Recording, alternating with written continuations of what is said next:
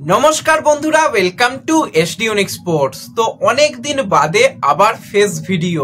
বেশ কটা দিন সেইভাবে ফেস ভিডিও দিতে পারিনি, তার কারণ কম বেশি তোমরা জানো যে একটু ব্যস্তর মধ্যে রয়েছি।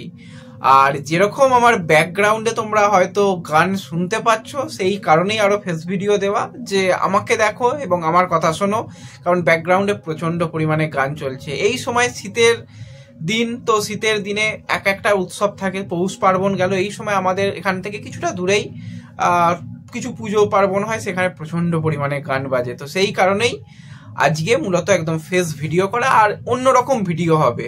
অবশ্যই ইস্টবেঙ্গল এবং গোয়া, যেটা ইস্টবেঙ্গলের গুরুত্বপূর্ণ ম্যাচ, সেই নিয়ে কথা বলবো। গোয়া কিরকম দল, গোয়া দলের গুরুত্বপূর্ণ কিছু প্লেয়ার এই ম্যাচে থাকবে কি থাকবে না, সেই সমস্ত ব্যাপার ইস্ট বেঙ্গলকে নিয়েও আলোচনা রয়েছে এই ভিডিওতে। তার আগে একটাই রিকোয়েস্ট, চ্যানেলে যারা প্রথমবারের জন্য এসেছো, মনে করে চ্যানেলটাকে সাবস্ক্রাইব করে নাও, তাহলে তোমাদের প্রিয় দলের খেলার সমস্ত আপডেট তোমরা এখানে পেয়ে যাবে। তো চলো আর দেরি না করে ভিডিও শুরু করা যাক। তো প্রথমেই যদি আমরা বলি যে এই গুরুত্বপূর্ণ ম্যাচ, সেটা কিন্তু ইস্ট বেঙ্গলের আবার অ্যাওয়ে ম্যাচ। হোম ম্যাচ হয়ে গেছে। হোম ম্যাচে তোমরা দেখেছিলে বোরহা হেরিরা, সে কিন্তু হ্যাটট্রিক করেছিল। লাস্ট ইয়ার ইস্ট বেঙ্গলে খেলেছিল, এবছর গোয়ার জার্সি গায়ে হ্যাটট্রিক কিন্তু ইস্ট বেঙ্গলের বিরুদ্ধে কলকাতায় করে গেছে। ইস্ট বেঙ্গলও গোল ফোল দিয়েছিল, কিন্তু 3-2 গোলে ইস্ট বেঙ্গল ম্যাচটা হেরেছিল। আর ইস্ট বেঙ্গলের বর্তমান পরিস্থিতি কিন্তু বেশ কিছুটা খারাপ। চোট, আঘাত, সমস্যা, কাঠ সমস্যা, সমস্ত মিলিয়ে মিশিয়ে ইস্ট বেঙ্গল একদম পয়েন্ট টেবিলের শেষের দিকেই রয়েছে। সেখান থেকে টপ 6-এ আসার রাস্তা অতীব কঠিন। গোয়া ম্যাচ একটা বড় ম্যাচ, এবং জানুয়ারিতে যে কটা ম্যাচ রয়েছে প্রত্যেকটা, মুম্বাই ম্যাচ হয়ে গেছে, ডার্বি ম্যাচ হয়ে গেছে, গোয়া ম্যাচ কঠিন, এরপরে কেরালা, আবার মুম্বাই ম্যাচ, প্রত্যেকটা কঠিন ম্যাচ। আর এই সময় যেরকম ভাবে টিমের অবস্থা, তো সেখান থেকে কাজটা কঠিন হবে ইস্ট বেঙ্গলের জন্য।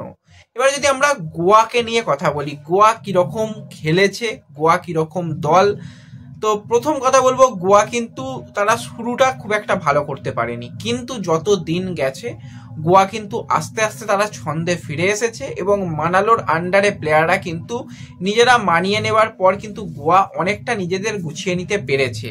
আমরা যদি একটুখানি গোয়ার পারফরমেন্স নিয়ে কথা বলি, 15টা ম্যাচে কিন্তু তারা 7টা জিতেছে, 6টা হেরেছে, আর 6টা ড্র করেছে, আর মাত্র 2টো ম্যাচ হেরেছে। টোটাল 27 পয়েন্ট পেয়েছে। লাস্ট 5টা ম্যাচের মধ্যে কিন্তু 3টে ড্র রয়েছে, 2টো ম্যাচ কিন্তু তারা জিতেছে। তো ওভারঅল কিন্তু গোয়া বেশিরভাগ ম্যাচই জিতেছে, এবং বাদবাকি ম্যাচ কিন্তু ড্র করেছে। হারের সংখ্যা খুব কম। আর সেই জায়গায় যদি আমরা ইস্ট বেঙ্গলকে নিয়ে কথা বলি, ইস্ট বেঙ্গলের অবস্থা অতীব খারাপ। ইস্ট বেঙ্গলও 15টা ম্যাচ খেলেছে, মাত্র পয়েন্ট টেবিলে 14টা পয়েন্ট পেয়ে 11 নম্বর পজিশনে রয়েছে। 4টে জিতেছে, 2টো ড্র করেছে, আর 9টা ম্যাচ ইস্ট বেঙ্গল কিন্তু হেরেছে। তো এটাই হয়ে গেছে ব্যাপার। অনেকটা তফাৎ আনোয়ার আলীর মতে, যে বহুত জ্যাদা ডিফারেন্স হ্যাঁ। এখন বলতে গেলে ইস্ট বেঙ্গল আর গোয়া আকাশ পাতালের তফাৎ। গোয়া যেখানে লিগ শিল্ডের দৌড়ে এখনো রেস করছে, সেখানে ইস্ট বেঙ্গল টপ 6-এ যাওয়ার চেষ্টা করছে, কিন্তু কঠিন কাজ। এটাই হয়ে গেছে ব্যাপার। আর যেরকম ভাবে গোয়ার প্লেয়াররা খেলছে, বিশেষত ইন্ডিয়ান প্লেয়াররা, সে তোমরা বরিসের কথাই বলো বা যার কথাই বলো, প্রত্যেকজন প্লেয়ার নিজেদের 100 থেকে বেশি কিছু দিচ্ছে। প্রত্যেকজন প্লেয়ার, যাদেরই যখন সুযোগ দেওয়া হয়েছে, তারা কিন্তু পারফরমেন্স করছে। এবার এই ম্যাচে গুরুত্বপূর্ণ প্লেয়ার কার্ল ম্যাকিউ, যে কিন্তু মাঝমাঠ এবং ডিফেন্স এবং মাঝে মাঝে বক্স টু বক্স মিডফিল্ড যে রোলটা পালন হয়, সেটা একদম চোখ বুঝে করে যেত। কিন্তু সেই প্লেয়ার 4টে ইয়েলো কার্ড এবং আইএসএল এর নিয়ম অনুযায়ী সে খেলতে পারছে না। এটা কিন্তু ইস্ট বেঙ্গলের জন্য একটা অ্যাডভান্টেজ হতে পারে, যে একজন বিদেশি প্লেয়ার নেই, ইস্ট বেঙ্গলের কাছেও সাউল নেই। তো সেই জায়গাতে কার্ল ম্যাকিউ না থাকলে একটুখানি হলেও গোয়ার মাঝমাঠে শক্তি কমবে। তার সাথে সাথে বোরহা হেরিরার ব্যাপারটা কি হবে, সেই নিয়ে এখনই কিছু বলা যাচ্ছে না, কারণ বোরহা হেরিরা লাল কার্ড দেখেছিল, লাস্ট ম্যাচ সাসপেন্ড ছিল, খেলতে পারেনি, কোনো বলার কিছু নেই। কিন্তু সরাসরি লাল কার্ড যখন দেখানো হয় কোনো প্লেয়ারকে, তার কিন্তু সাসপেনশনটা একটু বেশি হয়। তো খুব সম্ভবত বোরহা হেরিরা যদি সাসপেন্ড থাকে এই ম্যাচে, তাহলে সে খেলবে না, তা না হলে বোরহা কিন্তু এই ম্যাচের জন্য থাকবে। আমার কাছে যতটুকু আপডেট, বোরহা হয়তো থাকবে। এবার দেখা যাক, যদি সাসপেন্ড থাকে তাহলে তোমাদের পরে জানিয়ে দেবো। তো তবুও ওই দুজন বিদেশির মধ্যে কাল তো থাকছে না, বুড়াকে একটা অনিশ্চিত হিসাবেই তোমরা ধরে রাখতে পারো, এটাই হচ্ছে ব্যাপার। আর বাদ বাকি যদি বলো, সাদেকু প্রথম দিকটা তো একদম সাদেকু জ্বলে উঠেছিল, প্রত্যেক ম্যাচে গোল করছিল সাদেকু, এবং অপরদিকে আলাদিনের মধ্যে একটা আমরা ফাইটই দেখছিলাম। তো সাদেকু কিছুটা হলেও একটুখানি ওই জায়গাটা কমেছে গোল করার জায়গা, কিন্তু গোল করছে এটুকু ঠিক। প্লেয়ারটা কিন্তু অনেকগুলো গোল করে ফেলেছে, খুব সম্ভবত 7টা গোল মনে হয় সাদেকু করে ফেলেছে ISL এ। সেখানে ইস্টবেঙ্গলকে নিয়ে যদি বলি, ইস্টবেঙ্গলে তো মাঝ মাঠে সমস্যা তোমরা জানোই। রিচার্ড এসেছে 90 মিনিট খেলার জায়গায়, মনে হয় না প্রথম থেকে থাকবে, এবং গোয়ার মতন জায়গায় গিয়ে তো সেই জায়গায় মাঝ মাঠের সমস্যা। এবং ইস্টবেঙ্গলের আক্রমণ ভাগ কি বলবো, ক্লেটন মনে হয় আর গোল করবে না, ঠিক করে নিয়েছে। একটা মাত্র অ্যাসিস্ট, 20 ম্যাচে একটা অ্যাসিস্ট, গোল নেই ক্লেটনের নামের পাশে। এবং দলের বোঝা ডিয়ামান্টাকোসের যদি কথা বলি, ওই নাম নিয়েই এসেছে, পারফরমেন্স ডিয়ামান্টাকোসের কাছ থেকে আহামরি ISL আমরা দেখতে পাইনি। সেই জায়গায় ডেভিড অনেক ভালো করছে, কিন্তু ডেভিডকে ওই ইন্ডিয়ান প্লেয়ার বলে সুযোগ দেওয়া হচ্ছে না। ডেভিড নামলেই ভাই গোল করে দিচ্ছে।